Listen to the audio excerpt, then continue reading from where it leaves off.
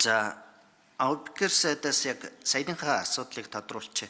Энэ би юу асуусан бэ гэхээр хөгжлийн бэрхшээлтэй хүний эрхийн хангах тухай хуулийн 25 дугаар зүйлийн 25 2 заасны дагуу хөгжлийн бэрхшээлтэй хүний орон сууцны хөтөлбөрийн хэрэгжилтийг хангах шаардлагатай 30 тэрбумыг тусгуулах саналаа гэр бүл хөдөлмөр нийгэм хамгааллын яамда гаргасан.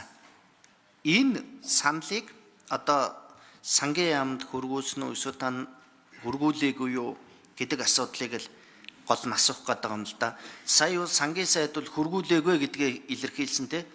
Тэгэхээр одоо Аудгер сайд хөргүүлсэн юм уу? Хөргүүлээгүй яагаад хөргүүлээгүй? Энэ хөгжлийн бэрхшээлтэй иргэдийн орон сууцнд хамрагдах асуудал бол бас хамгийн том асуудал шүү дээ. Одоо байга дээр сайд нарыг байга дээр нь яг асуусан дээр тодорхой.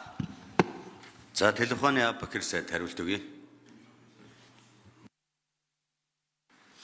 За төсөв хэлэлцэж байгаад бол бүх сайд нар бол байнга байж байгаа шүү Баясгалан гишүүнэ.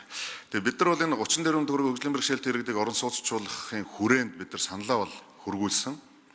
За энэ маань бас одоо яг одоо засаг дээр яригадаад явж байгаа орон сууцчлалтын банктай болохтой холбоотой бас том одоо зүйлүүдийг бас яригадаад явж байгаа. За энэ хүрээнд магадгүй сангийн амнаас за энэ удаадаа жоо хүлээх гэдэг ч юм уу. Түүнээс мэдээж хэрэг хөгжлийн бэрхшээлтэй иргэдийн тавьдаг хамгийн нэг номерын асуудал юм. Орон сууцтай болмоор байна.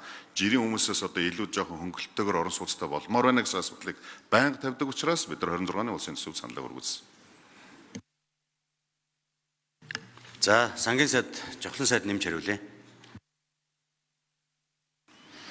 За Аудгер сайд энэ санал маань системээр аль бие усаар хөргөж ирэх ёстой шүү дээ.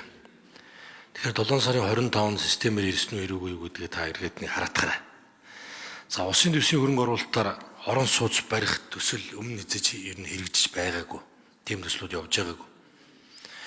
За биений бодлоор танаа яамн дээр энийг хэрэгжүүлэхээр тийм төсөл бол бэлэн байдалтай байхгүй гэдгийг би маш сайн мэдэж байна. Ийм зураг төсвөр, ийм хөрөнгөтэй. За одоо ажлын зураг нь ийм бэлэн болцсон ингээд та нар хөргүүлэх зураг одоо та нар бэлтгэл ажил байхгүй шүү дээ.